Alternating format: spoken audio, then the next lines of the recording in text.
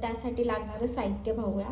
वांगी, 3-4 मीडियम साईजचे कांदे कट केलेले, खोबरं आणि कूट हा खूप जाडसर वाटायचा, एकदम बारीक नाही करायचा. कढीपत्ता, मीठ, लाल मिरची पावडर, घरचा मसाला, गरम मसाला, लसूण आणि जिरे. सर्वप्रथम आपण कांदा खोबरं आपण परतून घेऊया. अशा प्रकारे आपण कांदा आणि खोबरं भाजून घेतलेलं आहे. आता आपण हे वाटून घेऊया. पहिलं खोबरं, हा कांदा,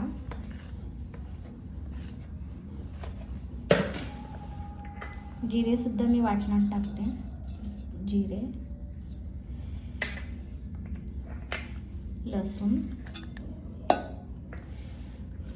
कढीपत्ता आणि आपलं वाटून रेडी आहे. आता आपण हा मसाला परतून घेऊयात. अशा प्रकारे आपण हा मसाला परतून घेऊयात. हा मातीच्या भांड्यामध्ये मी गॅस चालू करायच्या अगोदरच तेल टाकलं होतं, कारण की गरम झाल्यानंतर ह्याच्यात तेल टाकलं ना तर मातीच्या भांड्याला तडा जाऊ शकतो. त्याच्यामुळं आपण गॅस चालू करायच्या अगोदरच आपण तेल टाकून गरम करायला ठेवायचं तेल. आपण ह्यामध्ये मसाले ॲड करूया. मिरची पावडर, गरम मसाला,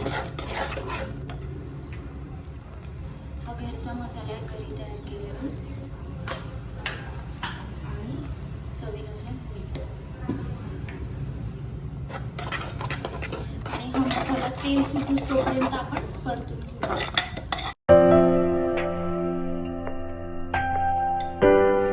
अशा प्रकारे आपला मसाला परतून झालेला आहे.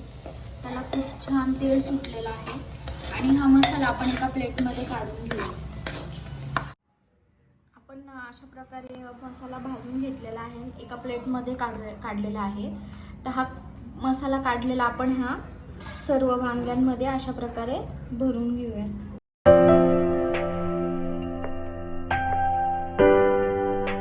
अशा प्रकारे आपण ही वांगी भरून घेतलेली आहेत आणि ही वांगी आपण आता परतायला टाकूया.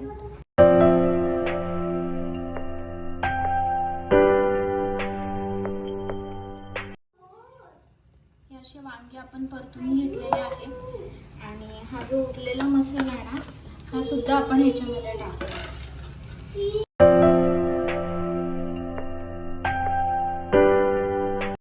आता आपण ह्यामध्ये थोडं पाणी टाकूया. पाणी टाकून ह्याला एक उकळी आणून देऊया आपण.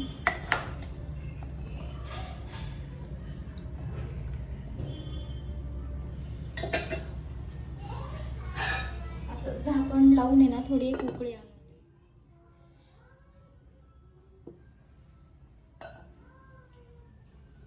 आता आपल्या भाजीला उकळी आलेली आहे थोडी, तर हा आपण जो जाडसर कूट केला होता ना हा कूट टाकून घेऊया. ह्याला एकदम बारीक कूट कधीच करायचा नाही भरल्या वांग्याला, असा जाडसर करायचा.